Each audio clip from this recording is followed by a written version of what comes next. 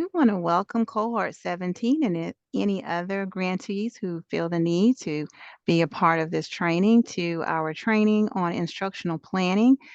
The LSDE's 21st Century Grant consists of Annette Scoggin, who is the administrator for the grant, myself, Alicia Alvis, as well as Dr. Rebecca Pines. Our purpose for today's training is to ensure grantees that activities within the request for application, which we refer to as RFA, are intentionally planned to meet the challenging state academic standards and any local academic standards in accordance with ESSA Section 4201A. So here's our agenda for today's training. We're going to go through the ALSDE's 23-24 grant guidance. We're also going to make reference to the request for application, the RFA, which is your particular grant for Cohort 17. We're also going to talk about planning and student work samples in regards to the different areas that are required within the grant, which is enrichment, remediation, and tutoring, nutrition, and health, service learning, character education, cultural diversity, financial literacy, environmental literacy, STEM or STEAM, field trips, and compliance monitoring. So that's what we can expect in today's training. As I mentioned earlier, these are the pages that you can make reference to in your 23-24 ALSDE grant guidance. And notice the page numbers there. So we're going to be looking at components 5, 6, 7, and 9, and these are the page numbers that you can find this information. Before we move a little bit further on into our training, I do want to share with you some additional information in regards to today's training.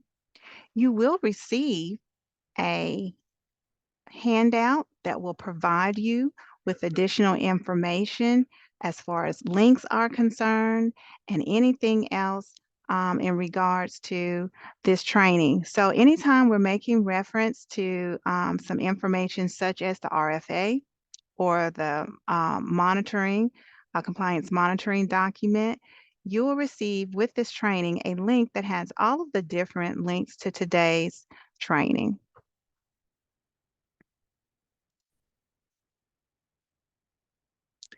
So, what does your RFA say? This will drive your planning process. It is so vital that you do go in and look at what your RFA or what has been written about what you're going to do in your grant. Without it, we want to make sure that you have that when you're getting ready to do your planning process. Without it, you may overplan, you may underplan, or you may simply not plan like you should in order to meet the guidelines that are within this grant. So know your students' data from the needs assessment. Within the RFA, this was part of the application process. Review the data, review the needs assessments for your students, because that's going to help you drive the different components of the writing of lesson plans and making sure that you plan accordingly and with students' interests in different activities.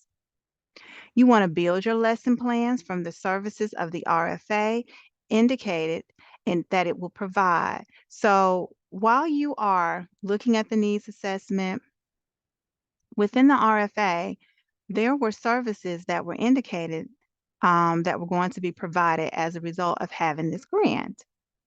Be attentive to the schedule that has been outlined in your RFA of how often the activities will be offered. So within the grant, when it was written, you should see information telling you not only what type of activities that are going to be held, what the students' needs are, but how often the activities, and sometimes grantees will even put a schedule within the grant indicating how they want the grant to flow as a result of having the funds. And also, know whether partners, volunteers, and or vendors will provide these activities. So within the grant, the RFA, grantees should know whether or not those individuals in correlation with Form 4 that was uploaded in EGAP 2.0 indicates who the partners and volunteers and or vendors that will assist with the grant. And if so, make sure that within your RFA that they indicate what specific activities that they're going to provide. So lesson plans are major component. With this grant, there are sections of the lesson plan that is non-negotiable that are expected. You will have a link to be able to have direct access to this actual form, but if you choose to create your own lesson plan, that is fine. But you must have the components that are outlined in our 21st century lesson plan form. So make sure you have an overview and purpose. Make sure you have your education standards. Make sure you know or have the RFA objective and or state standard that ties in, because everything we're doing in this program is tied back to our application. Also, what materials or resources are going to be needed? What's the prior knowledge or preparatory activity you want to gauge with your students to make sure that they are going to be actually prepared and ready to be able to implement the lesson plan or to gain understanding of what you're trying to implement? And also, you want to have an assessment or verification that that your students grasp whatever is being taught. What type of activities? What is the follow-up activity or a reflection of what was done? And what was the outcome, which is also your evaluation.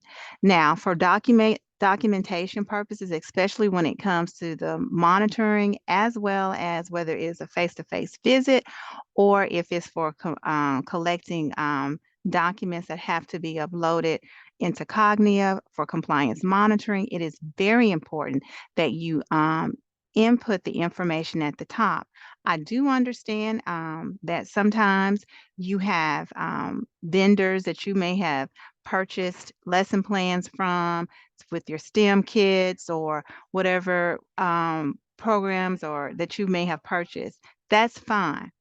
If that does have a lesson plan, I would strongly suggest be sure to go through it and make sure that the information that is on this plan is clearly identified on the lesson plan that is being provided from another source. If not, then you would need to add to whatever is missing so that you're in compliance with lesson planning. All righty. So, our lesson plans submitted if I have vendors, partners, and or volunteers providing instruction for any of these areas, guess what the answer is? Absolutely yes. And you have to, as the program director or either the site coordinator, you have to ensure that partners have lesson plans provided to the site coordinator before the instruction is implemented. And we kind of want to make sure this is done, not kind of, but we do want to make sure it's done because you want to know what is being taught to the boys and girls that are in your facility that you're going to be providing services for. Is it tied to your RFA? Do they know exactly, when I say they, I'm talking about your volunteers, your vendors, or your partners. Do they know the objectives? Do they know the needs assessments that's in your program for that's the needs assessments of your students so that you can implement whatever lesson plan is being provided? Now, if this is just a suggestion to think of, if you feel like your partners or your vendors or whomever that's outside of your site that's going to be providing services, if that's going to be a difficult task for them, you are welcome to complete parts of the lesson plan or all of the lesson plans with your partners, but you need to make sure it's done prior to implementation and that you have documentation to support lesson plans were provided to you before anyone walks into your building and begin to provide instruction to your students. So another point we want to make also when it comes to submitting information to your vendors, your partners, and your volunteers with lesson plans. This is just a suggestion, but I would suggest making this part of your MOU when you outline the expectations that you expect from them, which means a conversation needs to be held. If they're not comfortable with doing the lesson plans, then in the MOU, you may need to identify that you're either going to complete parts of it or you'll make sure the lesson plans are completed. But this should be a part of your MOU because this is what is required with the grant, and you want them to be able to fulfill the grant requirements all the way through. Service learning. Now, service learning is a part of this grant and um, has different components within it, and we kind of wanted to just pull it out so that you all could make sure that you are meeting the requirements of it. In the past, we've had our grantees to maybe not fully understand what service learning is all about, but we have provided you with the document and that will take you to an actual presentation that was done specifically on service learning that goes more into depth other than what we're going to talk about today. But I want you to understand that service learning is a major component within the RFA, and we want to make sure that we are following the research that has been provided and implemented to fidelity as it is expected to be implemented, the way it has been laid out in this grant. So we just wanted to take a few seconds or it's just a moment of time to make sure that you understand that service learning is an expectation for all of our students that are a part of the 21st Century Grant. So back to the RFA. If you were to look in your RFA up under Component 9, you should see where the grantee has outlined the type of service learning that's going to be taking place specifically for your site. But according to the ALSDE guidelines in correlation with the federal government for this grant, service learning is supposed to be a teaching and learning strategy. You're teaching the boys and girls how to give meaningful services to the community, and you're going to do it through instruction, as well as a reflection on what has transpired, not only from the students, but also from you, as well as the experience of the community who received the community service or the other services from the students. And you're also teaching the boys and girls civic responsibility because we want to strengthen the community. We want our communities our boys and girls to understand that part of becoming an adult is also being having civic responsibilities and giving back to the community. We also are trying to use the approach that we are using our academic knowledge and skills in order to provide this particular service through this component, and that we're being genuine. It is definitely something that the community actually needs. And there's a process in making sure that we know what those needs are. So, according to the grant, how often am I supposed to provide service learning opportunities for the students? Well, as the program director and site coordinator, you are supposed to make sure that there is at least one service learning project per semester. So that means during the academic school year, you should have a total of 2 service learning projects. Now, it is okay to have a service learning project that started in the first semester between the months of August and December, and then that service learning goes up. It's the same project, but it may develop into something a little bit more, but the theme is still the same. And so you will continue it on to the second semester between the months of between the months of January and May. Now, if you happen to have a summer program, then you are expected to have a summer learning service project as well. So you should have a total of 3 service learning projects, 1 per semester, which would be 2 during the academic school year, and then you would have 1 during the summer. And when you're planning for those summer learning, for those service learning projects, excuse me, you want to make sure that you have included and have implemented the 5 main components. That's what I was talking about, making sure that we're following the guidelines of the grant because it's using the research to make the determination as to what a holistic view of what a service learning project looks like. So we want to make sure that we follow those 5 main components, and we'll get more into detail about that in just a moment. What are those 5 main components of effective service learning initiatives? Number 1, investigation. How are you going to identify and research a community need? And then you're going to then identify and research who those community assets are and if there are any community partners that are already located in the area in which your students may desire to provide civic responsibilities to. And then you're going to do step number 2. So while I'm talking this, I want you to think about as we're rolling this out, how are your lesson plans going to look when it comes to each one of these points?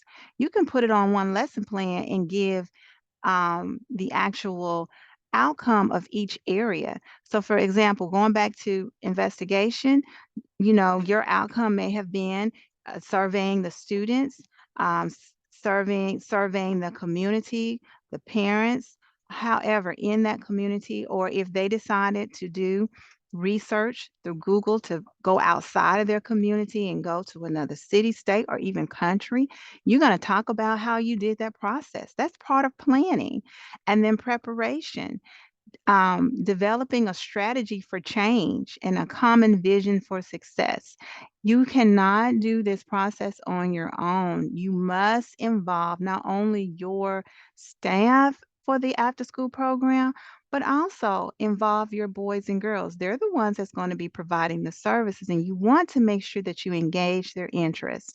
And not only that, you want to also make sure that you have a conversation and talk with the LEA, the building principal or the administration team in that building to let them know where you are and how you're going to be providing a service learning initiative. Then what action are you going to take? That's step number 3.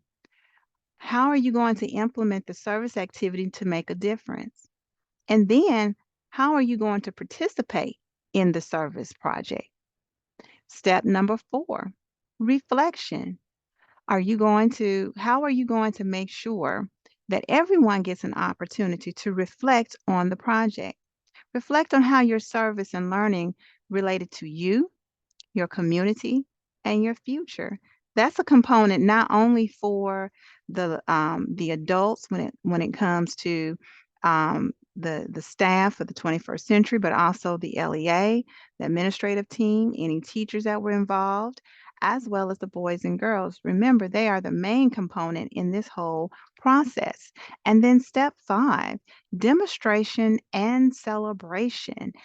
Share out what you have done, what you have learned, be it through allowing the students to do a video to talk about each one of these steps, whether it be having them to journal, whether it be taking pictures and doing a slide video and letting the students be in charge of creating that, a newsletter, Facebook, YouTube. How are you going to celebrate what you've done and your success? And I strongly suggest that you also celebrate everyone that was involved in making it a success. So those are the 5 main components of effective service learning initiatives.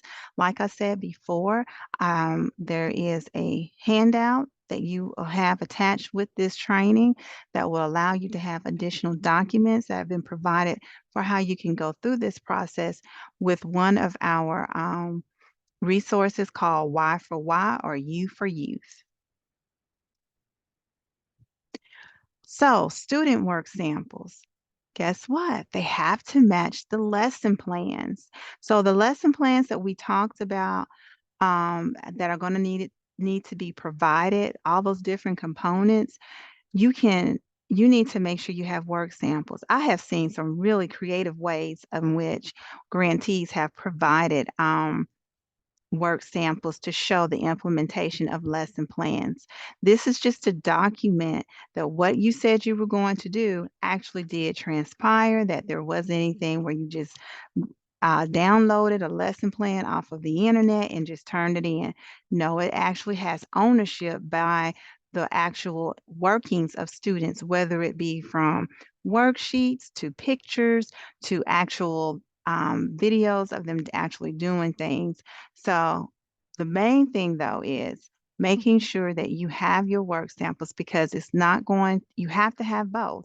Having a lesson plan without having documentation it is as if it had not happened. So keep that in mind as you are documenting your information. At this time, we're going to hear from Dr. Rebecca Pines. Okay, so now let's talk about field trips. You will have an opportunity to do field trips both during the academic school year as well as in the summer. So when we talk about the academic school year, we're going to look at the different times that you can take your field trips. First of all, the grantees, you all will have an opportunity to take a field trip the first semester. And for cohort 17, we know that that first semester of the first year of your grant has already passed. And then you have an opportunity to take it during the second semester. And what we're going to do for you all for this year, normally the dates are on August 15th for the first semester, and then it's January 15th for the second semester.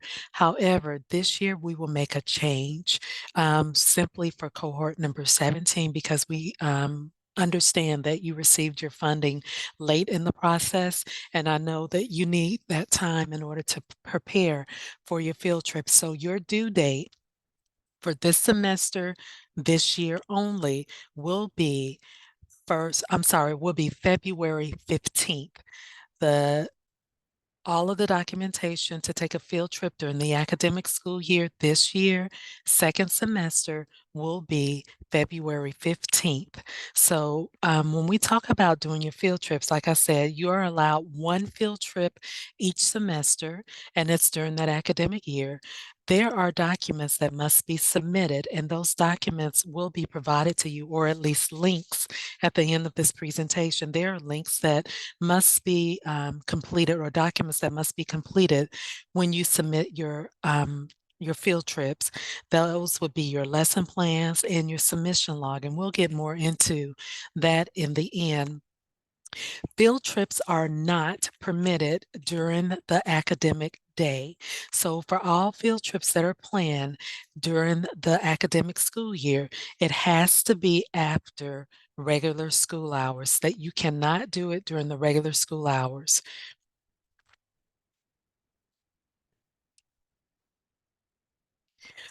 Okay, so for your summer programming, these applications, or I'm sorry, not applications, but these requests must be submitted by May 15th.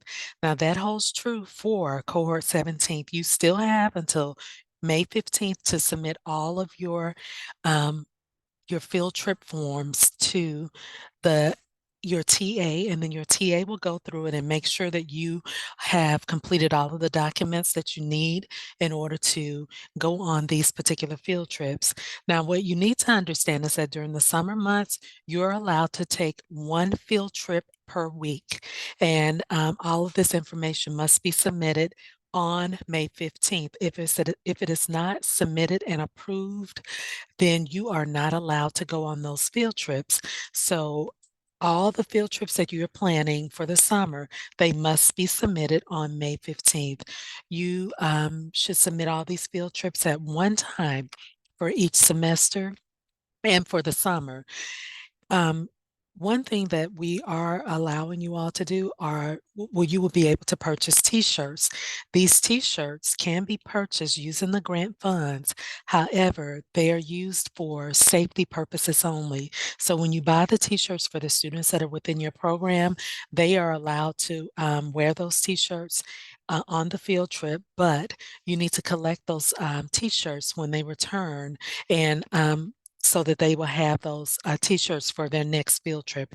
And this is very important because it allows you an opportunity to see where the students are when you're out in the public. Field trips are only for students who are registered for the 21st Century Program. And that's something that we really need to look into because in the summer, if you decide, and I know this year we've been talking about how we're going to be braiding funds and how we will be working with ARI for our summer program, but yet and still, we still need to make sure that when we are going on these field trips that we have our 21st century students.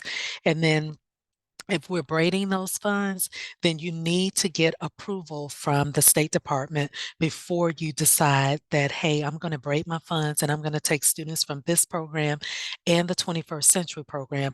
But call us or send us an email or reach out to your TA and get that prior approval before you go on a field trips where you are braiding those funds from two different fund sources.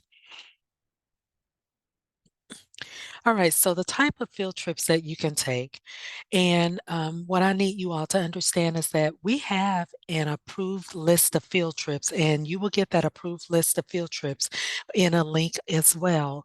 But we have an approved list of field trips where you don't have to do anything except go out, click on it, and you have all the information that you need in order to do those particular field trips. But when you're doing your field trips, you need to make sure, number one, that it ties back to your RFA. Number two, it has to be an educational or academic field trip. It can be STEM related. It can relate to financial literacy. It can promote parental involvement. It can be physical fitness or health and wellness.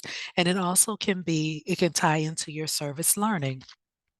So when you're doing those field trips, you just must tie it back to your RFA. And we're going to get into a little bit more of that when we look at the documents that have to be submitted when you talk about the type of field trips that you're taking. All right, so now on your screen, you will see your submission log. And if you notice up in the top right-hand corner, those are the dates that you need to pay very close attention to. First semester, like I said, it has already passed. Second semester, for this year only, for cohort 17, your submission date is February 15th. And then for all of your summer field trip applications or your field trip requests, they must be submitted by May 15th. And when we look at this submission log, there's some things that are in fact, what I want to say is that the form must be completed. It must be totally completed. If you look at it, we have the LEA, we have either the superintendent or the director of the program if you are a CBO. Um, and then we have the principal of the school. If you're housed at a school, then you must get that principal signature as well. List your site. And then on here, you're going to list your location or the destination of your field trip. When are you going to take it? What time are you going to leave the building? What time are you going to return? Tell us how many students are going. And then remember the approximate number of adults. And you need to pay close attention to that ratio to make sure you have enough adults to monitor the number of students that you have going. And then tell us approximately what is the round trip mileage from your location at your site to the field trip, and then how many miles is it going to take you to get back. And then over on the right-hand side, the very last thing you're going to do is put an approximate cost. We don't always know exactly how much it's going to cost, but just make sure you include an approximate cost in that block. So when you're submitting that submission log that I just spoke to you about, you also have to submit your lesson plans. Your lesson plans, they come along with that submission log. And on the lesson plan, you have to, again, include the LEA or the CBO, the site. And then if you look at this particular document, some of the same information that you had on the other sheet, we're getting a little bit more into more details about how this is going to tie back to your RFA. So you're going to tell us where the trip is. You're going to tell us what time are you leaving, what time are you returning, what day is it going to be held on. The mode of transportation, this is something that tends to be left off of a lot of the documents that you submit. Make sure you include how are you taking the students to these particular field trips. Is it going to be by the public school bus? Are they walking? Are they going to use a chartered bus? So you need to make sure all of that information has been included. And then when we get into the meat of this document, we're talking about, it says, explain how this trip meets at least one of the goals included in your grant. So you need to go into your grant, look at the goals that you submitted when you submitted your application, and tell us how or which goal does this particular field trip, how does it relate to your RFA? And then once you've done that, you're going to do an agenda for your field trip. What time are you leaving? What are some of the activities that you're going to be doing? What time are you going to be returning? Um, how are you going to take a break where you all go out someplace and you may have lunch? But remember that lunch cannot be purchased using 21st century funds, but it can be a part of your agenda. It Everything that you're going to do on your field trip from the time that you step foot off of the grounds at your site until the time that you return, you need to include all of that information in your agenda. And then the next step on on the lesson plan is your prep. Prior knowledge. How are you providing the students with some type of background knowledge on this field trip? How are they going to understand what it is that they need to learn from this particular field trip? So you're going to provide them with all of that learning to get them ready to go on this field trip. And then once they are ready to go on the field trip, what is it that you expect them to learn? That's where our learning standards are going to come in. What is it that you're wanting them to learn? How is it going to relate to what you've already provided them with that background knowledge on? So this is when you start looking at the standards that are our course of study standards, and you're going to tie it in. Remember that you need to include the standards for all grade levels that are attending this field trip. So if your site houses students from kindergarten to fifth grade, you need to have a standard for each one of those type or students that are attending that particular field trip. Kindergarten, first grade, second grade, you need to have those standards listed in your lesson plan. And then finally, when the students return, you need to give them something creative that they can do to present to you to let you know what it is that they learned from this field trip.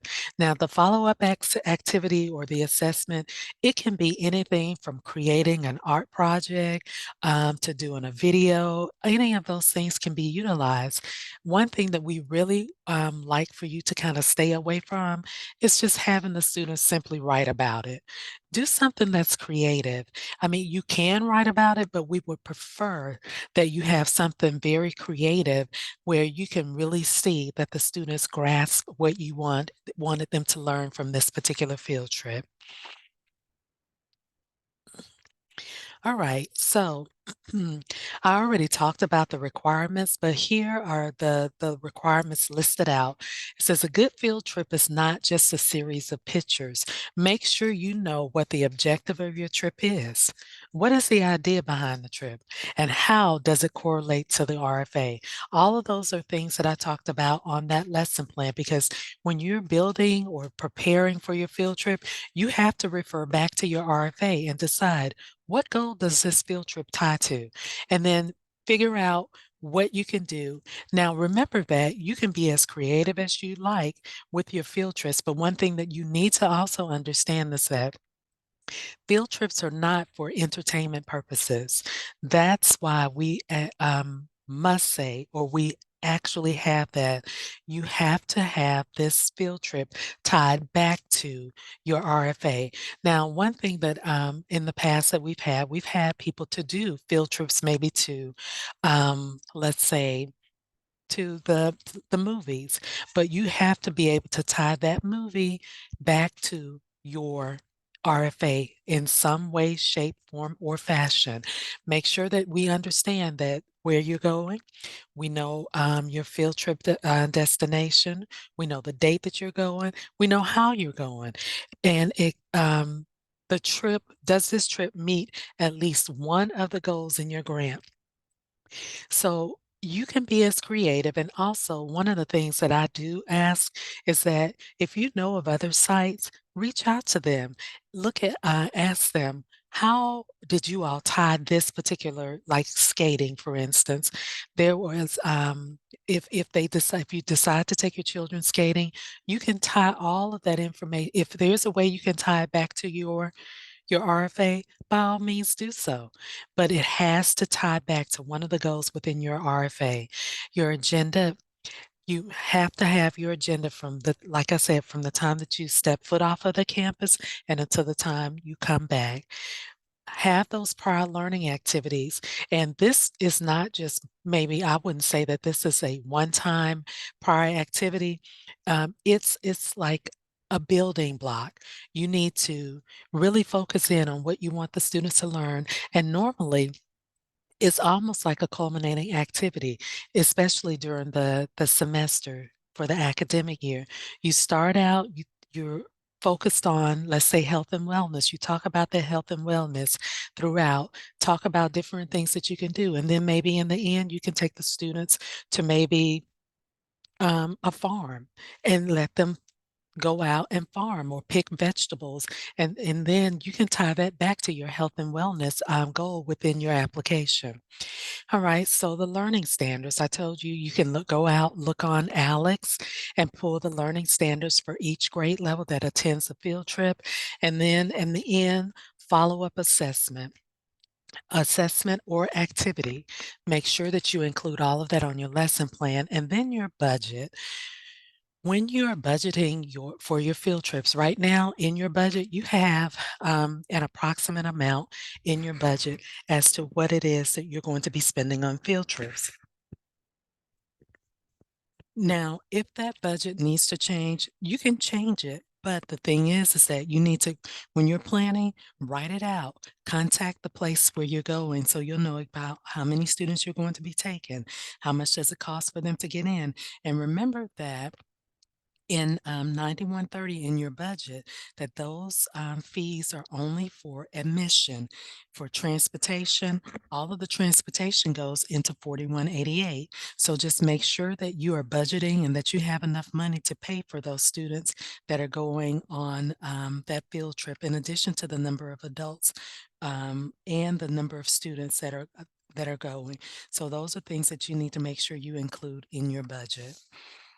All right. So one other thing, as we're talking about field trips, you need to make sure that when you're buying or you're going on the field trip, that you may not have the students, or you can't have the students purchase food or drinks for this field trip. Field trip costs cannot be charged to students. So when the students are going, you cannot have them pay to attend field trips. That's why we have our partners and we have our different stakeholders so that our students do not have to pay for these field trips. All right, so when you are doing your submission, make sure that they can only go on these field trips if you have been approved for it. Make sure you have those approvals in on those deadline dates. If you do not have those forms in, all of the documentation in by the approval date cutoff, then you cannot go on those field trips if they have not already been previously approved.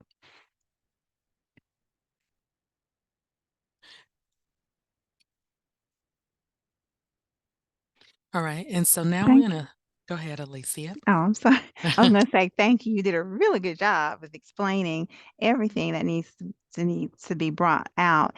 But like you said, we do have an additional presentation that dives even further for our grantees. And one other thing, if you don't mind me sharing, Rebecca, is that we want to make sure they understand that if they have CMP, Child Nutrition Program, as one of their partners, that to seek them out to see if they would assist with feeding, because the grant does not allow um, the purchase of food like you expressed earlier, but you can always reach out to your vendors, nor can we solicit or ask students to pay for their own food for any of the process of going on a field trip. If they want to bring money, then they can, but we don't send notes out. We don't say that in order for the students to eat, they have to buy food at wherever the venue is that you're going on for a field trip. So just keep that in mind. But thank you very much. All right, so now we're going to go right into compliance monitoring.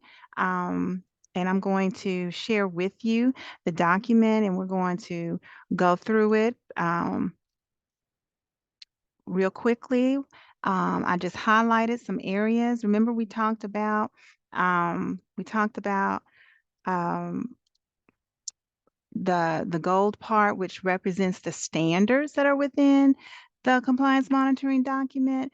But I just wanted to bring it out that we're going to talk specifically about academics, and it is very heavy.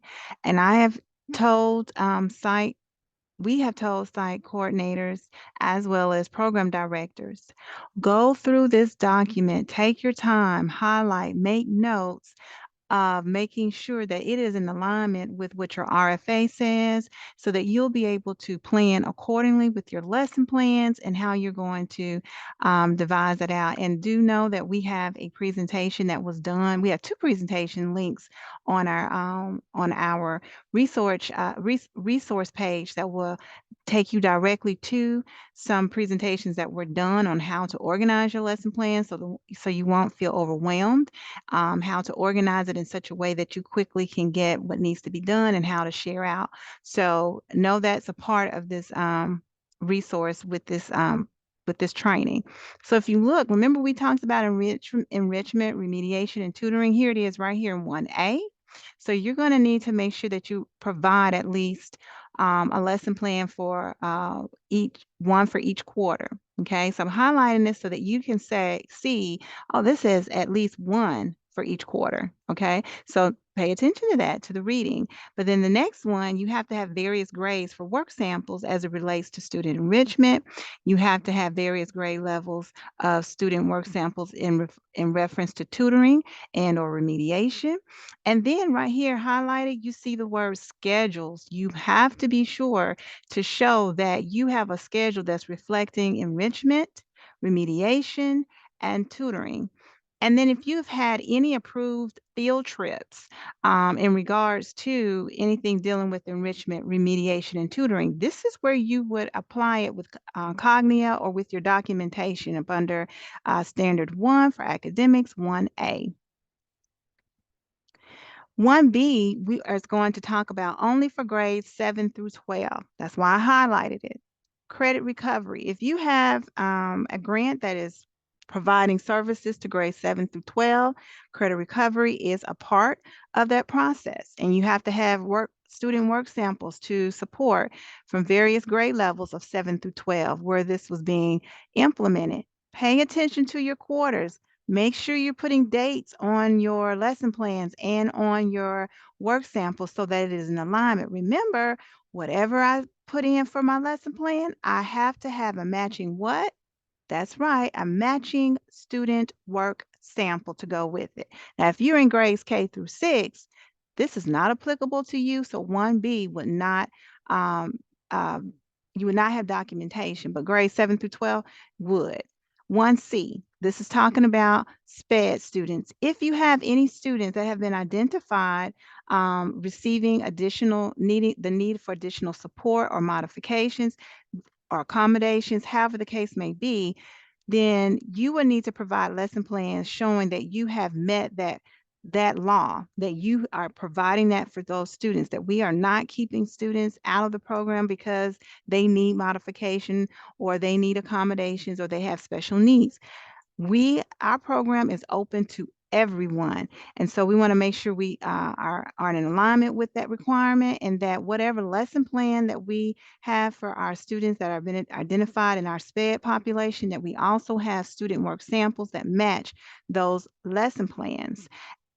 However, you are going to be required to bring out or to have a statement in 1C. If you do not have any students that are identified in the SPED population, then you have to have a statement that's saying that you don't have that's accommodations or special modifications were not needed because you don't have any students that were being served in the 21st century. But please make sure that if you do, that you've made the appropriate accommodations to meet their needs. 1D is talking about nutrition that Rebecca kind of talked a little bit about with field trips. Notice there's a difference. You got nutrition, then you have physical education. So the two do not go together. They are separate. You should have some nutritional lesson plans going on, various grade levels per quarter. Then you should have some uh, physical education lesson plans and work samples going on for those, as well as your schedule should reflect when students are getting an opportunity to have physical activities in the program. And you want to make sure that all of that is ready for viewing.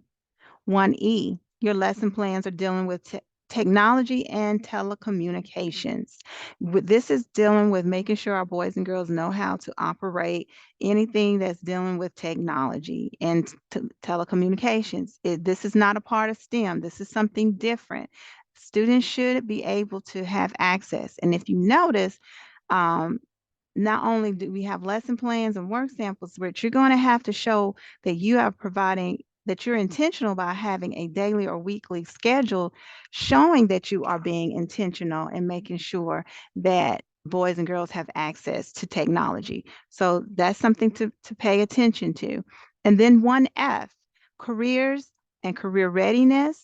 That is supposed to be provided for all grade levels. How are you going to do that? How are you showing that you're preparing boys and girls to begin getting their thought process for being a career ready? And so you want to have lesson plans, and you want to have student work samples from various grade levels. The next one we want to talk about is 1G. And 1G is back to that service learning project that we went over a little bit about, as well as provided you additional resources to really look more into service learning project. But do note that it has those 5 components that I mentioned earlier: the investigation, the preparation, the action, reflection, demonstration, and celebration. All of that is downloaded right here. And remember, we have, well, how many? We have one in the first semester, another one in the second semester. So that's a combination of 2. If I was awarded funds based off of the fact that we said that we were going to have a summer program, then that means you have to have documentation that you had a summer, you had a service learning project during the summer. So there should be 3 different types of service learning projects that have been uploaded in 1G that reflect the 5 main components. And then we have 1H that's going to talk a little bit into the creative arts, lesson plans on art, music, and or drama. And you want to have work samples that reflect that as well. Then 1I. 1I is talking about how we're going to address student behavior. And we're going to address it by providing a list of tools or programs that will be used in the after-school program that's going to address truancy, student behavior, and character development. And another thing I highlighted was office referrals, because that's a part of your documentation. Begin having conversations with the right stakeholders that will give you access to being able to keep up with office referrals for the students that you are providing services. If you don't have access to be able to download this information directly from PowerSchool, make a trusting relationship with someone in the building that will be able to download that information for you in so that you can have it to upload into Cognia and have it for your documentation for compliance monitoring. You also want to make sure that you have lesson plans on each of those components as well. Um, Character development, truancy, and student behavior. It should be a combination or maybe one of the others, but just make sure that you have your work samples as well to go along with that. All righty. So 1J, we talked about the truancy in the character ed, but we also want to make sure that we have a list of tools or programs that are going to address drugs, violence, and or bullying issues for boys and girls. And we gave you all some examples that you could use, but you have to list the programs. And after you have that documentation, you're going to have lesson plans that's going to address those topics, dealing with drugs, violence, and bullying prevention. And then you're going to have student work samples to support those lesson plans that they were actually implemented. Now, in 1K, you will need to address this with students who may be identified as having limited language skills due to speaking a different language. So we want to make sure that if you have any of those boys and girls in your program, we are not discriminating, that we are making sure that we are providing and meeting their needs, and that we have lesson plans and that we have student work samples that support how we make accommodations to meet their needs based on their language skills.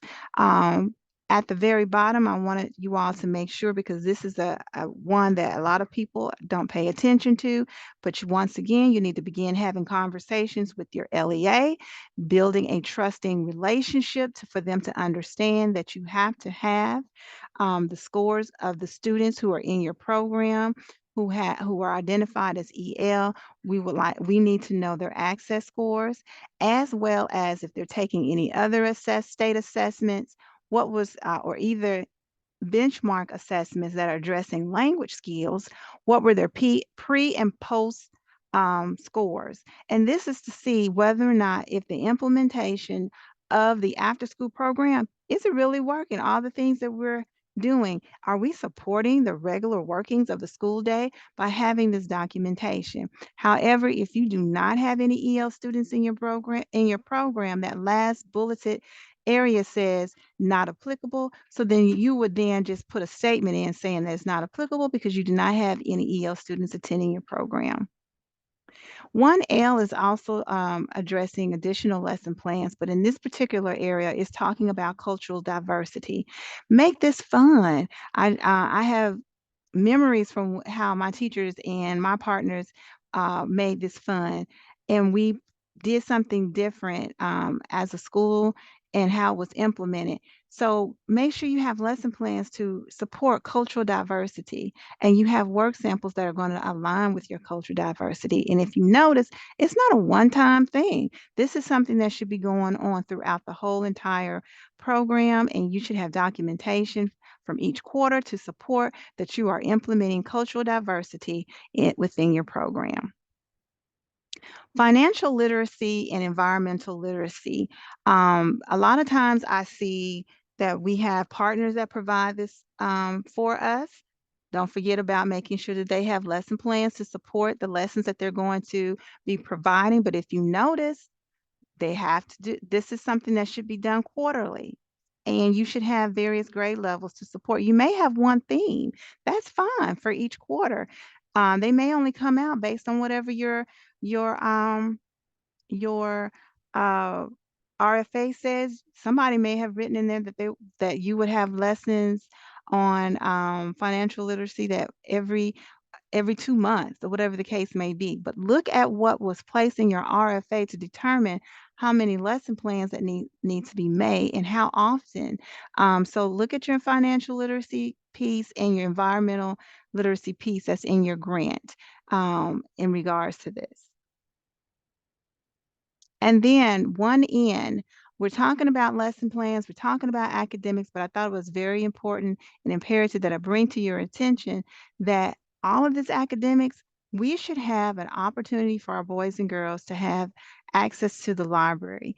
If the library is not available, during the after school hours in your building, then there should be documentation to support that you all have some form of a classroom library where boys and girls have the opportunity to check out books and to have documentation where they're actually have they're logging. They have a reward system where they're being able to uh, look at additional books outside of the regular day. That's the library, or either photographs. I've seen a lot of pictures where I've seen students in centers with a bin of books in the center, and then you could see a log where the teacher was allowing them to check out days and had it going on throughout the entire academic school year for that process. And you can do it during the summer, but we want to make sure that our boys and girls have access to a library. Now, STEM and STEAM, this right here is something that catches people right here because they're not paying attention to, and I should have highlighted, I'm gonna highlight it now, right here. All right.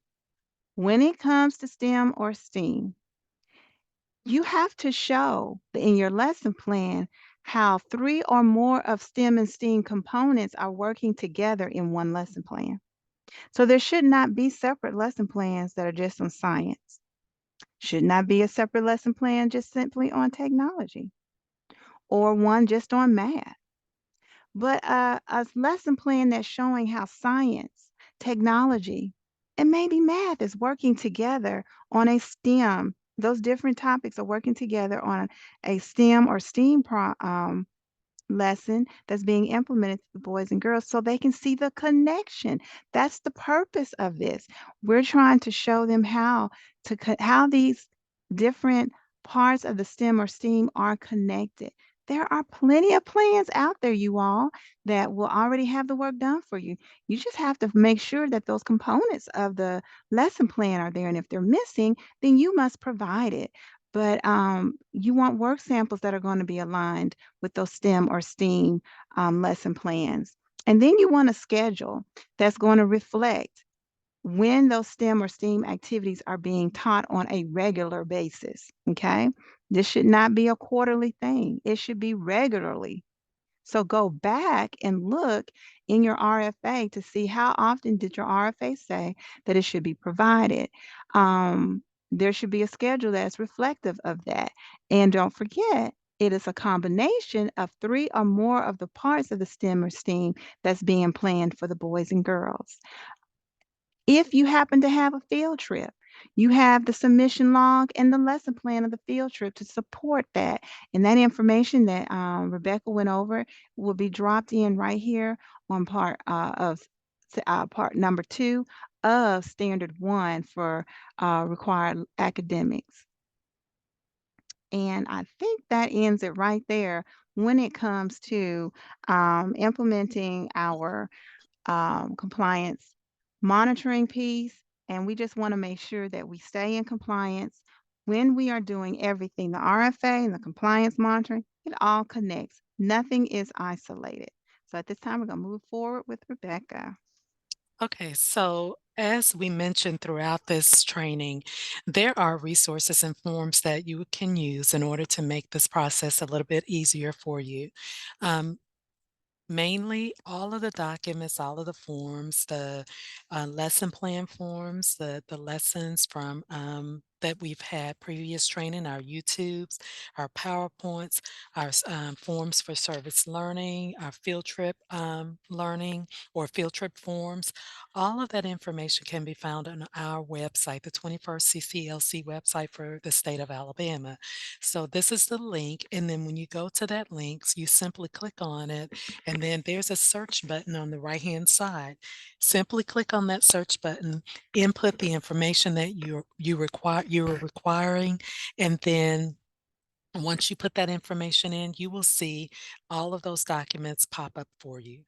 Um, Y for Y, that's another resource that we kind of talked about. They provide you with a lot of professional development and forms that can assist you with planning all of the different lessons or the field trips or the service learning. You can find a plethora of information on the Y for Y website. Alabama Expanded Learning Alliance. This is a after school and resource site for Alabama. So you use that in order to go on and get some more or additional resources so that you can, again, plan for your lessons, plan for your field trips, plan for your service learning. And then lastly, I talked about the standards that you needed in order to complete your lesson plans for your everyday activities within your programs, but also for your field trips. Alex is where you will go to find those learning standards that you need to include in both your lesson plans and in your field trip lesson plans.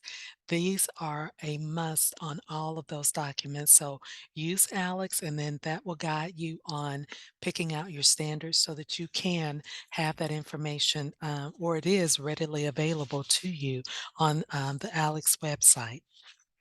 So, Rebecca, if you don't mind, can I share the document that we were talking about earlier? Yes. Okay, so here's the document. And like I said, you can go to our website, but also this is a document that you will have when you complete this training or when you go through this training. As you look at it, it has just a list of all of the different things that you would need. Like I said, there's the grant guidance for Cohort 15. This is what you used in order to write out your application. Then EGAP, that's how you get to your application within the platform that we use in order to go in and look at your application. I talked about your lesson plan forms, your videos, the video of any trainings that we've had. You can go to our YouTube and you can find all of those videos, and that way you can go in and watch it as many times as you need to in order to get the information that you need. We have PowerPoints of a PowerPoint presentation on lesson plans, service learning, and then here, without even having to go to the site, you can simply click on these links and it will take you to all of the documents that you need in order to complete your service learning projects, or the information provides you with the information that you need in order to complete your service learning project. Now, on this particular page, if you notice, we have the field trip presentation. This is simply a training where we went through and we talked about the field trips, but you have specific forms and specific guidelines that you have to follow in order to complete those forms. On the guideline, it's listed right there. You click on that guideline, it tells you everything that you need to know about completing the field trip forms. And the approval list, that's the list of all of the field trips that have already been approved. Any field trip that falls on this list is something that you don't have to go out and do any research on. All that information for those particular field trips are listed here. And then the lesson plan that we show you or share with you within this presentation, that lesson plan document is here. The submission log is here. So everything you need in order for field trips or to complete the field trip forms and get them turned in a timely manner, it's all right here for you. And then finally, if you look your compliance monitoring document, that's the document that Alicia just shared with you, and it gives you that's the full document. When you go to that particular document, you can go in and start looking at that compliance monitoring document and seeing what you already have, what you need, and start forming yourself files so that when it's time for you to go through that compliance monitoring process, you already have those documents in hand, and all you have to do is upload them. But use that document as a document now so that you can follow it as you're going through this process, so you don't get behind or you feel overwhelmed by the time it comes up to your compliance monitoring time. And then also we talk about there's a YouTube video for components 5 through 8, those components that have been covered here.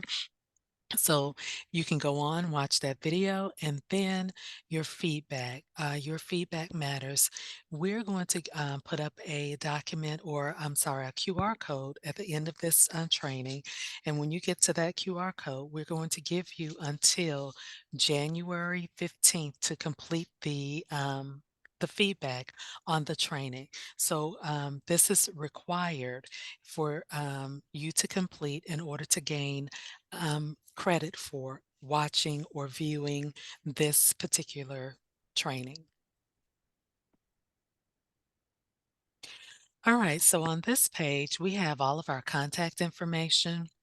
If you notice on the left-hand side, the first three, Annette, Alicia, and myself, we're all at the State Department of Education. We are 21st century, so we're here to assist you, but we also have TAs, and you all received a listing of the person that has been assigned as your TA from the State Department of Education, which are Joe and Kim. Those are the two TAs that are actually going out into the sites or going to the sites and providing you with any technical assistance that you may need. Refer back to the form that has your TA so you will know who you need to contact. We also have Nicey Eller and Novelette. So those two persons are our remote TAs. Those are the persons where their particular documents that you may have to submit, they will go in and and this is especially important during compliance monitoring because they will be the persons that will be reviewing your compliance monitoring documents as you submit them, and then they will turn those documents over to us, and in turn, we will come back to you and let you know, hey, well, these documents are missing, so we need you to, get these documents in. And then finally, we have our staff at TPI, Truman Pierce Institute, which is located at Auburn University. That's headed up by Dr. Jason Bryant. And then we have the team members there, which are Linda Dean, Erica Ruckers, who is the person that you receive not multiple, I'll say weekly emails from on any updates that we have. And if you have any questions, please feel free to reach out to any of us. And if one of us can't answer it, we will definitely get you to the person that can answer it. All right, so here is the code that you must scan and complete. It must be completed prior to um, January 15th, 2024 by 11:45 p.m. So please go in once you've finished viewing this, go in and complete the survey and provide us with your feedback as far as this training is concerned. And we thank you all for your attention. And we hope that this information has been helpful to you. But remember that if you still have questions, we are here to assist. Thank you.